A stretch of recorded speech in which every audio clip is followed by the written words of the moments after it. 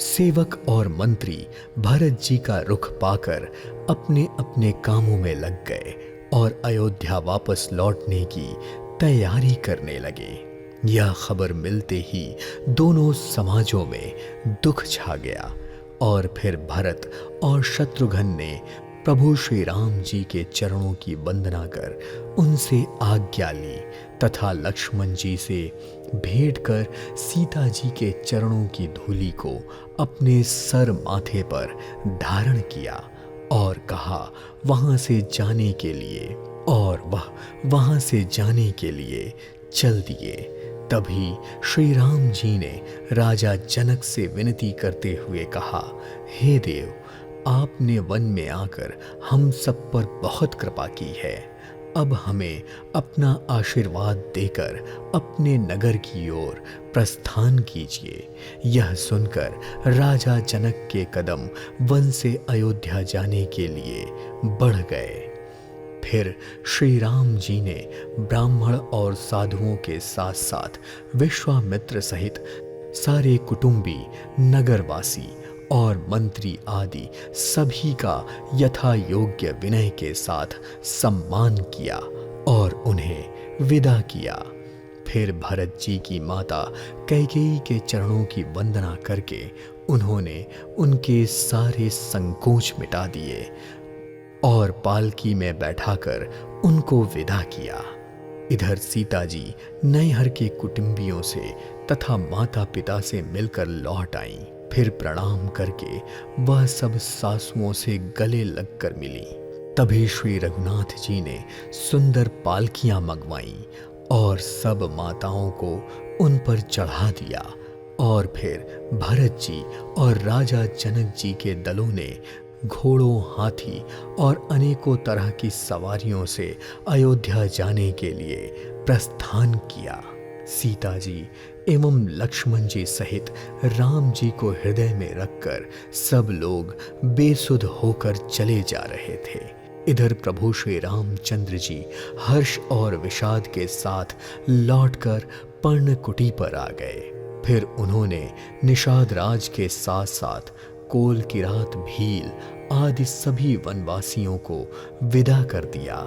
सबकी विदाई होते ही प्रभु श्री राम जी, सीता जी और लक्ष्मण जी बड़ की छाया में बैठकर अपने सारे प्रियजन एवं परिवार के वियोग से दुखी हो गए। उधर प्रभु श्री रामचंद्र जी के गुण समूहों का स्मरण करते हुए सभी लोग मार्ग में चुपचाप चले जा रहे थे। पहले दिन सब लोग यमुना जी उतरकर पार हुए। वह दिन सभी लोगों का बिना भोजन के ही बीत गया। दूसरे दिन गंगा पार करके सभी लोग श्रृंगवेरपुर पहुंचे। वहां राम सखा निषाद राज ने सभी के लिए सारा सुप्रबंध कर दिया। फिर तीसरे दिन सई नदी में उतरकर सबने स्नान किया। फिर चौथे दिन सब अयोध्या जी पहुंच गए। जनक जी ने 4 दिन तक अयोध्या में निवास किया और राजकाज के बारे में सब भरत जी को समझाकर तुरंत ही लौट गए। और फिर नगर के सभी स्त्री पुरुष गुरु जी की शिक्षा मानकर श्री राम जी की राजधानी में सुखपूर्वक रहने लगे और उनकी 14 वर्ष की वनवास की अवधि के पूरा होने का इंतजार करने लगे। भरत जी ने मंत्रियों और सेवकों को समझाकर सबको अपने अपने कामों में लगा दिया। फिर शत्रुघ्न जी सहित गुरु जी के घर जाकर वह हाथ जोड़कर, आज्ञा हो तो अब मैं नियम पूर्वक रहूं। यह सुनकर मुनि वशिष्ठ जी प्रेम के साथ बोले, हे भरत, तुम जो समझोगे, कहोगे और करोगे वही जगत का सार होगा। गुरु जी की शिक्षा पाकर भरत जी ने ज्योतिषियों को बुलवाया और एक अच्छा मुहूर्त निकलवाकर प्रभु की चरण पादुका को राज सिंहासन पर विराजित कर दिया। फिर राम जी की चरण पादुका से आज्ञा पाकर भरत ने नंदी ग्राम में पर्णकुटी बनवाया और उसी में निवास करने लगे। सर पर जटाजूट और शरीर पर मुनियों के वस्त्र धारण किए और पृथ्वी पर कुश की आसनी बिछाई और उसी पर शयन करने लगे। भोजन, वस्त्र, व्रत, नियम आदि सभी बातों में वे ऋषियों की भांति कठिन धर्म का आचरण करने लगे।